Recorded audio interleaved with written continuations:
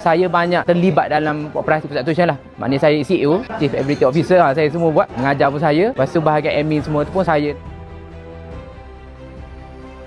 Assalamualaikum warahmatullahi wabarakatuh. Nama saya Muhammad Huzairi bin Cik Hassan ataupun dipanggil Cikgu Yi. Saya buat bisnes pusat tuition mawadah ilmu. Kita ada 2 cawangan iaitu di Gerik, Perak dan di Kota Baru, Kelantan. Sebelum join Fanivo, saya banyak terlibat dalam operasi pusat tuition lah. Maknanya saya CEO, Chief Executive Officer lah. Saya semua buat. Mengajar pun saya. Lepas tu bahagian admin semua tu pun saya. Jadi macam kita tak boleh nak fokus. Vision tu ada tapi kita tak boleh nak fokus vision yang kita dah tetapkan. Jadi macam tak berkembang lah. So jadi dia macam sustain je. Lepas tu bila join Fanivo, dari segi pengurusan saya boleh keluar daripada operasi. Kalau dulu saya macam waktu weekend tu memang patutnya boleh pergi jalan bawa anak, tapi saya kena berada di tuition. So saya pilih Fanivo sebabnya Fanivo ni dia ada modul. So jadi kita boleh catch up apa yang dipelajar tu ikut yang telah ditetapkan lah. Maknanya kita boleh catch up step by step. Pendapat saya Tuan Fahdi ni dia memang seorang yang dia berbeza lah dengan kelas lain. Macam contoh kalau HLC group coaching weekend tu, last kali dia akan ada bagi hadis. Setiap kali sesi dia memang dia bagi hadis. So dia banyak kepada kita berserah pada Allah lah. Kita buat tapi kita serah pada Allah. Kalau Tuan Pudin dari segi pengurusan saya banyak belajar lah macam mana nak urus staff. Saya dah boleh berkembang. Maksudnya kalau dulu bila staff keluar kita jadi sakit kepala